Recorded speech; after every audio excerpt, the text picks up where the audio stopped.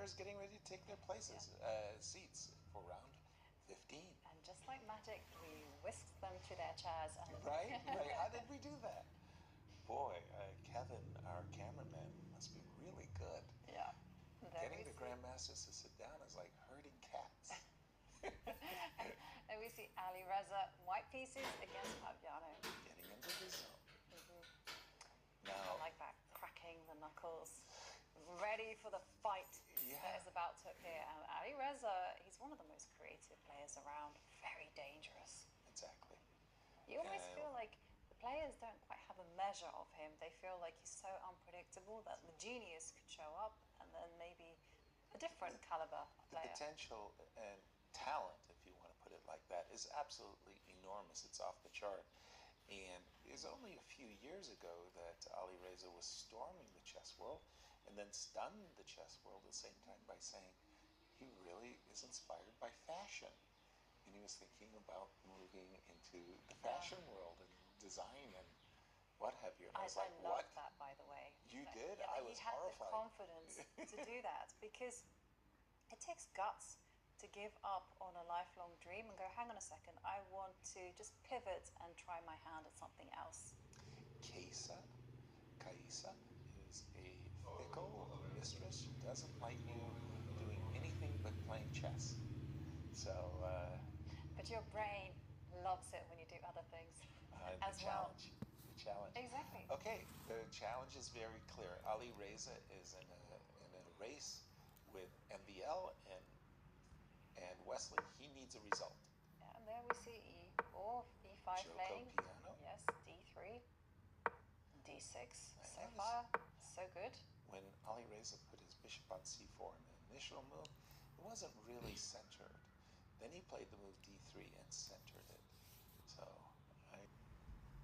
I've always liked it to place the pieces as accurately as possible in squares. A2, A4. We saw an unusual move there Bishop from Alireza. Bishop B6. I was expecting H6, Knight F6. By Fabi with the black pieces. Bishop B6 is a very peculiar move. A6 or A5 or something of that nature, but already committing the bishop to B6 makes me at least consider the idea of maneuvering the knight ASAP to the C4 square and tickle the bishop. We did see the move B4. Again, very crafty play by Alireza as he's leaving castles and delaying the moves a little bit. H7, H6. Also a little crafty play. It has been played before, 7 games in my database. White has mainly castled, as you mentioned. Knight D2 has also been tried. Bishop E3, I think maybe not that move. We're going to see H3. Now there's no games. But you feel like the contours of the position are so familiar that the players know instinctively what plans to go for. Yeah, H2, H3, and what can I say? My brain turns to mush when I see these positions because, like you say, they're so transpositional. But this one is definitely not in the playbook. I have seen the knight on C6 go to E7 so that it can transfer to G6, but I am almost always, and I mean capital exclamation mark, seeing the knight go to F6. Knight E7. This is really off the track. And now go knight G6, but this knight maneuver again seems to be like the most fashionable way to play the low passes. And knight to F1. Knight to F1. Castles is a nice move. Knight to G3 to... exactly, to eyeball the F5 square. Exactly. By the way, the players are kind of taking their time. Well, they've played a lot of moves, 11 moves, and Alireza's 3 minutes and 52 seconds, whereas Fabi has 4 minutes and ticking down to 10 seconds. Queen to B3. I was thinking castles and bishop takes C4, D takes C4, double my pawns, yet the kind of useful queen B3 intimates that he wants to recapture with the queen. And he's done that. Now again, this knight is so strangely placed on g6. The knight on f6 is so common. Knight back to e7. Sometimes you do want to just toss in the move a5 and gain a little space. Alright, because the knight is on g6, I'm thinking you can slide over to the corner with the king and then go for f5, being the break. For queen d7. A little bit, yeah, you can do that. A little bit dangerous. I'm seeing, if I'm white, I'm playing a5, for d4. a5 and d4, and to try to take some of the sting out of the potential f7, f5. I like this plan because in these type of positions, it's all about playing d4 when black isn't quite ready for it. And you can stand there with the tension for quite a while, but it's not really clear what black is doing. You know, white has a lot of happy moves. You support the center, you centralize your rooks. I love a5. It's like the modern way of playing chess. Exactly. d5. a5, bishop a7, bishop e3 was a possibility. No. Bishop e3 immediately, d5 came immediately, and queen b3 immediately. So pause, because you start to look at ideas of bishop takes e3 and or d5, d4. Now that the pawn is on d5, I'm warming up to your suggestion, Jovi, of playing f5 in this position. That's because I'm a thug at times. A thug. Absolutely. I like like playing rook to d8. But you know, I think Fabi is very much on the same page as us. Thinking about centralizing. And when the time is right, you don't need to rush with it. f5. Again, sorry to be a broken record. The inclusion of a5, I'd feel just a tad more comfortable with noticing that the queen is targeting the a pawn. By the way, you called yourself a thug. I love that video with Grishuk. It's a thug's life. Yes. I mean, isn't that an instant classic? It was good. He's one of the funniest people in chess. And there you see. Brilliant. Rook to d1. I'm expecting Fabi to just wait. I don't know. I really like getting the king away from the white queen's eye line. Yeah, some happy moves as you described them. King h7, king h8, c7, c6. There's an argument to be made for that move. And finally, and most pertinently, f7, f5 is a move I'd really Takes consider. in the center. That one I wasn't thinking because I thought it's very good to maintain the tension for as long as possible, but he captured with the pawn. I thought he would capture with the knight to preserve the integrity of the pawns, but nope. Nope. I think the issue with the recapture of the knight was knight to d5. Pawn on e3 is a little sensitive, but these pawns are ugly. They are ugly, but they control important squares. The e3 pawn stops the knight from jumping to f4. The e4 pawn just keeps the knight on e7 at bay. Now the question is queen c6. Where should he go? I was thinking queen e6. No. Let's have some poetry on the board. These players have no sense of aesthetics. Now what you've got to do is put your knight on e2, and then the transformation is complete.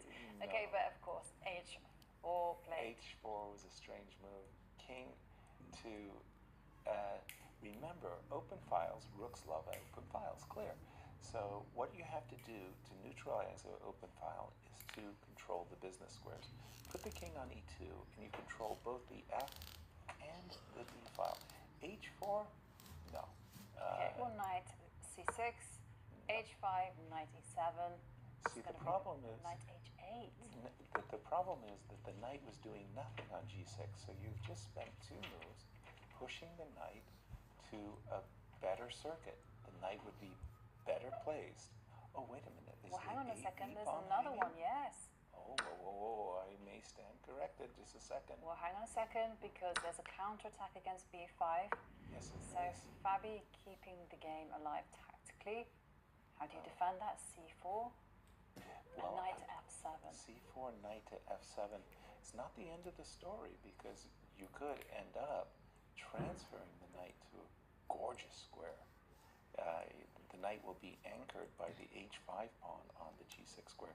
So here c4, knight f7, knight h4 would have my attention, as would the more direct, if you will, knight takes and e5. he goes for that one.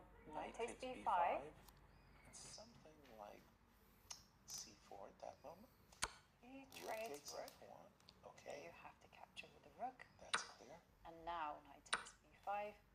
Okay, so now in this case, knight to e2, knight to d4 would have my attention.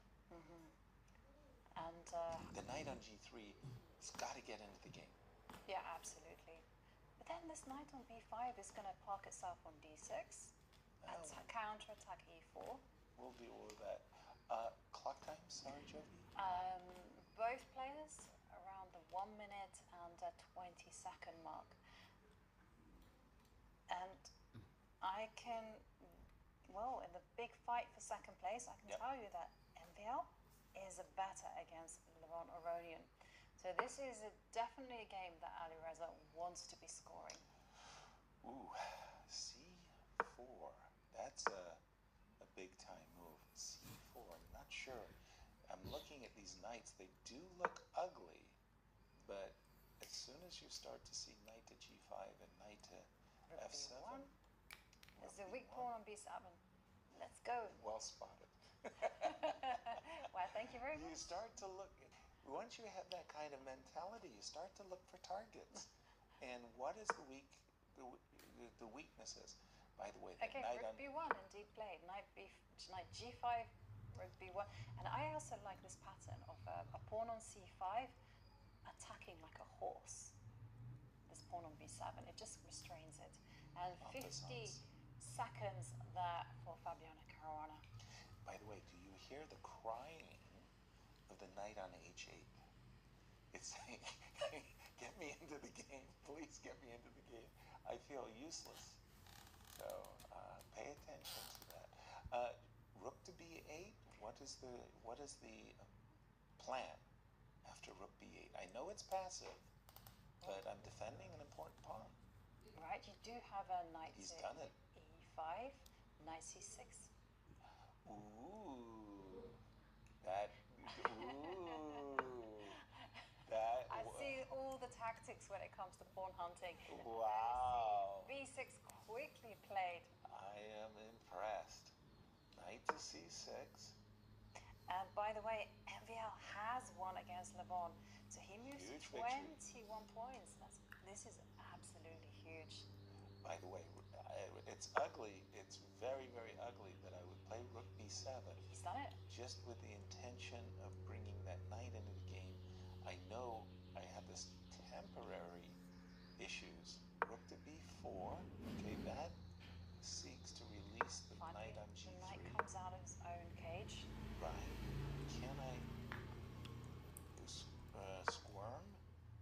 Oh, that was a... e5. This is a nice move controlling d4, f4. But knight is... Yeah, the pressure is on Fabi. He doesn't have too much time either. 9 seconds. Sorry, I'm just going to refresh my board, but knight to c1.